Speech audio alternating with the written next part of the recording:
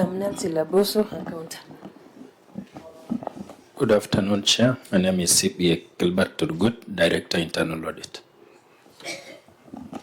Betsy Chebet, Chief Officer, Agriculture and Fisheries. Good afternoon, Chair and honorable members. My name is CPA Joseph Mudhamandiku, the Chairman of the Audit Committee. Thank you. Honorable Chair, my name is Sang, Economic Advisor, Office of the Governor. Afternoon, Chair. Richard Tanoi, County Secretary and Head of Public Service. Good afternoon, Chair. Name is John Cheriot, CCM for Agriculture, Livestock and Cooperatives. Good afternoon, Chair. I'm Bernard Koros, Head of Revenue Reporting. Every member of the Governor's delegation, I hope, has gone on record. We welcome the media and our partners who are connecting us to the wider audience that is following this conversation. We proceed to administration of oath and tabling of documents.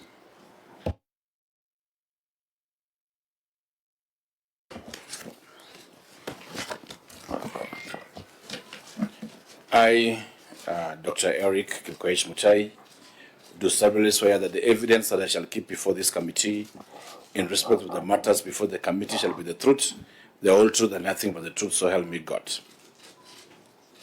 Next, you may table your responses. Okay.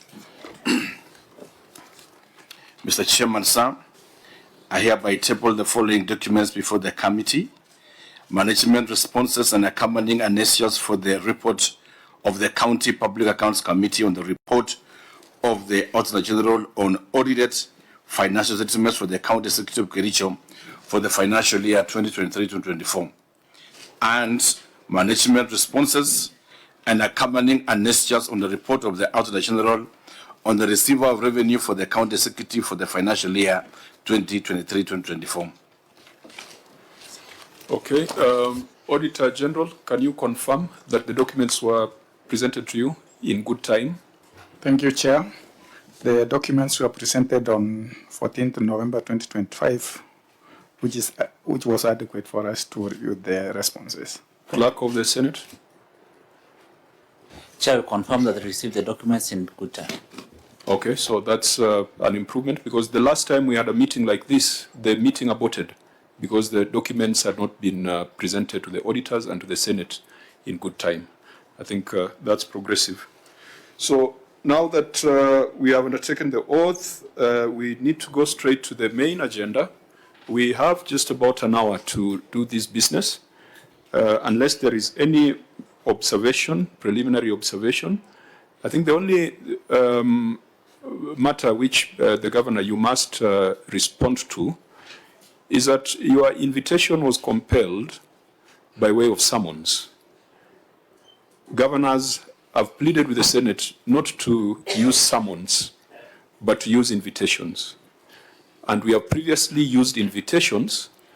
By the time we issue summons, it indicates that we feel that you are hesitant to come to account for the money that has been sent to you through the Senate. So we need to understand the circumstances that led to your non-appearance, which triggered the issuance of summons. Because the Act says that if a person summoned does not appear, at least you have appeared, or fails to satisfy the committee. Now let's deal with that next limb. Before we get into the substantive business, could you put it on record, the reasons for your non-appearance last time? Thank you, Chair. My apologies, and I want to be on record that this is one committee I respect very much, and at no time have we ever gone to this level. One is that we had a letter from the Senate Committee on ICT indicating that they were visiting Nakuru and Kericho counties and Bomet on the 21st. We wrote a letter to the committee that we are also supposed to attend the Public Accounts Committee on that same 21st, and we requested them to postponed. Up to Thursday evening, we have not received any reply from the Committee of ICT. And our thoughts then was that because they're not indicated whether they're coming or not, could be a note that they're proceeding to come. And Honorable Chair, as it is, we were forced to write to this committee on Thursday at around 4 p.m. because we have not received any communication from the ICT committee that they are not coming. And as this shares our apologies because it ended up that they never came on that 21st. And then, Chair, in the process again, we received a letter from this same honorable committee of yours, Chair, indicating that you have accepted our request and you have given us a Thursday of, I think, a 27th to appear. So while, Honorable Chair, we were planning to appear on a fortnight, we received again a letter that you have summoned us to this committee. And so we thought that the summon is heavy. Then we chose to come and attend the summons. But Chair, we have been always ready and longing to come and account for the results of Kericho. And that is why our documents were able to reach this committee in good time, even after the first invitation. And so our apologies, Honorable Chair. Okay, for the record, the clerk has just clarified that we wrote to you advising you to ignore that earlier letter you're talking about, to appear on 27th and to take into account the summons. So that letter you're referring to was withdrawn because the Senate, the committee, made a resolution to compel your appearance. But honorable members, when we issue summons, it's because we want the person to be here. He is here. So now we need to deal with him. Chair, now that he's here. Senator Chair, luckily I serve in ICT committee. The governor should be honest, not have honest, because what he wrote to us in ICT, he was requesting us to reschedule because he was appearing before this committee. So where does he stand? I think I'm clear, Chair. The letter is here. You wrote. Chair, so that we don't go back and forth. I indicated that I wrote to the Committee of ICT to adjust or reschedule because we were meant to appear before you. As of Thursday, the Committee of ICT has not responded to us as to whether they have declined or accepted our request for them to reschedule. And that is why we were faced with a dilemma situation as to whether we appear on a Friday, then another distinct Senate committee, when you're here, we are told that they're in our boardroom, and it's also going to be a respect again to a Senate committee. And that is why we were forced to request a bit late. But our apologies, Chair. You know, Chair, the governor did not even listen to what I was saying. Senator Achirake? Because I'm saying I'm a member of ICT. Yeah. We receive a letter, and all our communications are through the clerk of the Senate. And we thought since the governor was appearing before this committee, we would not proceed with our meeting because he had already indicated that he was to come here for Public Accounts Committee. And that was the communication that we had. Even I shared in our... Was the communication to ICT committee formal? And yeah, it was formal. And received by the clerk? That letter in the pack. It was received. It is in the Public Accounts Committee WhatsApp. So we must therefore, because that then will bring in an element of perjury. The governor is under oath. And if he was going to give an account that is not consistent with the truth, I think that is a very serious offense. I'm not clear about is did the Committee of ICT respond and adjourn the meeting? Governor? Honorable Chair, to date we have not received any communication from ICT. Okay. Senior Counsel, I thought you wanted to address the legal matter of perjury. I think the argument is advancing is that he wrote to ICT, if I got him right, and he was waiting for ICT to reply and confirm that they will not be going to Kericho. They allow him to come to this committee. I think that's what I heard you say. Since he didn't get the response, he thought the committee was visiting. Therefore, he opted to write to us to seek an adjournment. I think that's what. No, Senator Cherargei has introduced another dimension, which You are going to different. he has introduced another I dimension. got Senator Cherargei very well. Senator Cherargei says He wrote He to wrote us to you, that he is appearing to park. yes, And that we was are it saying that the we same reschedule. thing. I think we are saying the same thing, Chair. And we could not write direct to governor. It is through the Senate clerk and it was received. Okay, Senator Dulo? Well, Chair, listening to the governor and Senator Cherargei, it looks like the governor was cheating, if I may use that word. I don't know whether it's parliamentary, or lying Lying is better. to the committee of ICT, creating an excuse that he was appearing before ICT and appearing before Public Accounts Committee, and he opted to miss both committees, which makes him liable for lying to the Senate committee. So I think there is no excuse here.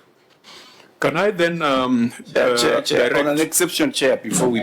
Chair, we need to be clear on some things. I think that the way government responds to it... Governor, it will make your life easier if you listen to us. Senator Gata. You know, the dilemma, if I'm getting the governor right, is when he didn't get the reply from the ICT committee. You know, the committee on ICT, the governor expected them to reply that now that you are going to attend Park, then you were not coming. So he kept on waiting for both the ICT, and then he got confused up. I think that is what the governor is trying to do. Okay, so let's do this because we compel the governor to appear, not to have this conversation, but to look at the money that has been sent to Kericho. But as to that doubt that is cropping up, as to whether the governor is saying the truth under oath, I want the clerks, particularly our legal officer and the legal officer in the ICT committee, look at that correspondence that Senator Cherargei is referring to. Because if it is genuine, then it introduces a very, very material evidence that can point towards perjury. People have been used to taking the oath, lifting the Bible, and saying their own things. If you are to find that someone committed perjury in this instance, I think it would be very, very important for us to push for prosecution. I think we all take judicial notice that even in the impeachment proceedings of Kericho, there could have been certain concerns around whether people were saying the truth and nothing but the truth under oath. But we are not going to go there. That's a matter that the Senate has already discharged. In the present instance, we'll just need to be satisfied that you have given us an explanation that is truthful. We shall look at those correspondences, and if there's any doubt that crops up, then Governor will have to call you again. Honorable members, could we then now look at the numbers with that rider? Yeah, so clerks, when we are doing our report on Kericho, we must also get a brief on the veracity of submissions that were made by the governor. Can I table the letter? Already tabled to the... I would, that's why I've directed the clerk of this committee and that of ICT, yes, because I saw the one that you shared. Yes. It doesn't have a date. It doesn't have a timestamp. No, so it has a date. It is on 19 November 2025. It has 19 November 2025. Or it has the relevant stamps of the clerk of the Senate. Yeah. Maybe the clerks can... So just share. Yes. Then the clerks, the technical people can review. And if Governor Mutai becomes the first casualty to be prosecuted under the perjury law, then that would be a precedent, because I don't think anyone has been prosecuted or convicted for perjury. And yet in the UK, a prime minister was forced to resign because of perjury. Was that Boris? That was Boris. So it is a serious offense. But let's leave it at that. Let's go to the books of accounts. Chair, as we leave it just on a record, Chair, the standard procedure of responses is formal letters written as correspondence. And so I leave it at that point that we didn't receive a formal response from the Committee of ICT declining or accepting. I received from you 2 letters, and another one resigning the other one, and summoning me to be here. And I've appeared here in full. That's good enough. Leave the rest to us. Auditor General, the report on County Executive of Kericho for the year ended 30th June 2024. The governor already appeared before this committee. I think he appeared in that duration. It could have been February or March this year. We made recommendations that were adopted by the House. Today, our job is to follow up on whether he has implemented what was recommended by the Senate. Now that you have reported to us that you have gone through this report, how many of our recommendations have been implemented by the governor, starting with the main executive report? Thank you, Chair. The county government of Kericho has implemented only one recommendation, and one recommendation is partially implemented. Thank you. Only one out of a totality of... Do you have a count of the issues that they were supposed to address?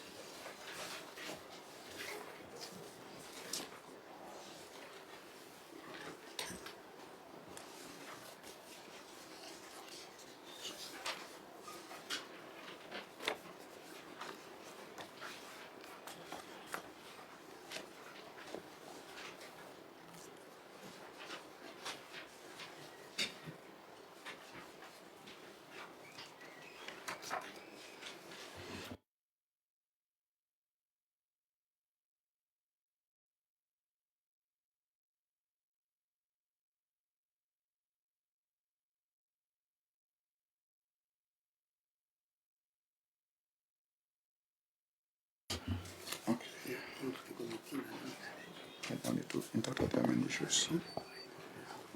Chair, there are 23 issues as per the report of the Auditor General.